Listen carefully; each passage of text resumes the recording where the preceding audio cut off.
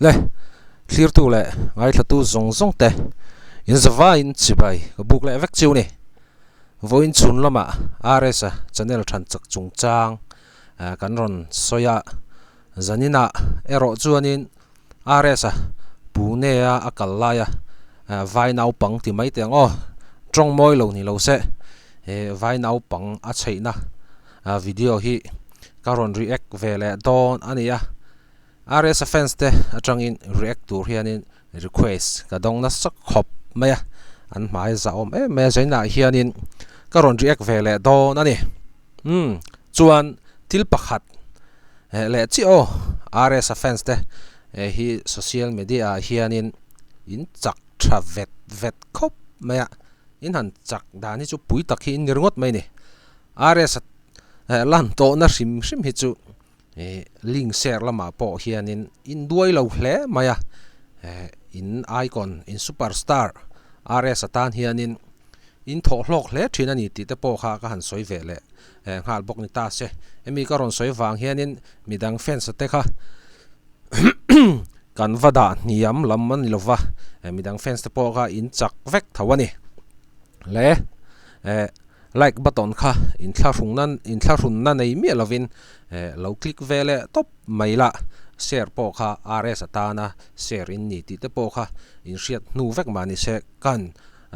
ril non vele rim cheuni le voin lama RS a pune atangin aron flight ta lengpui airport a aron truma RS fans te tam takin anron huaka autograph ten ron dila RS po a chaw via vinari noma RS mel mu anoma hlim sang in a fans te aron ma chona lom po lo khop maya RS po ming sign char maya ming sign zong zong kha bel khom tai la e khai voina ming sign zong zong kha chaw puin na tham kha chu an di hrim don mai ne RS a chaw thin khop maya taksa lampang in lak fit te po ngai mai thai ni le ti chuanin RS video chiu I han en ho don chinang o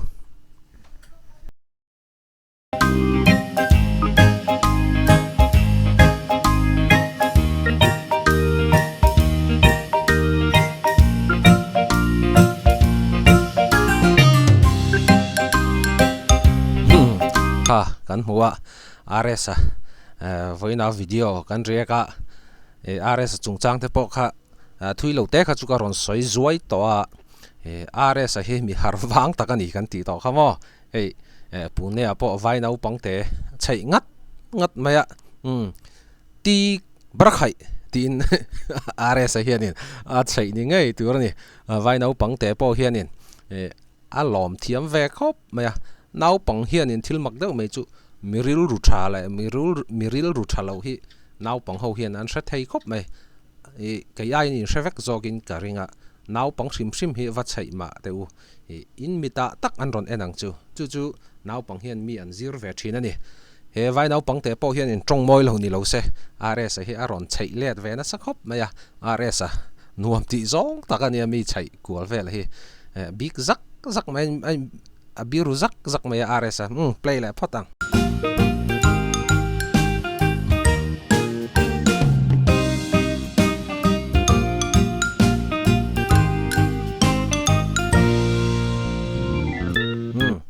ta khianin RS khianin ti brakhai tiếng ca din RS hianin vai nau pang te hi chai ni ngai turnia RS hian mai hupa ti brakhai te vai nau pang te po hianin mai hup thawa nau pang te po hianin aron brakhai ve ain brakhai ve ni tunge phuzok ero ka chu ret chuang lova RS hi a phuzok mel view mai om dana hianin abiru zak maya RS nau pang alom thiam khop maya nu pui po hi nei ta se anu pui hi all ne viewin karing ani mo ti brakhai hanti ve mate I mai kha hup lamo tuna 1 2 3 ti brakhai vai nau pang te hianin alom khop maya RS fan ngai lo rama po RS duai hau lo ania fans tam tak pu ne apo hen ane ni ti te po kha kan ron soi ve le ngal bok ani le khati zong khani le tapot ta se video thar dang ilo ngai chang le don ne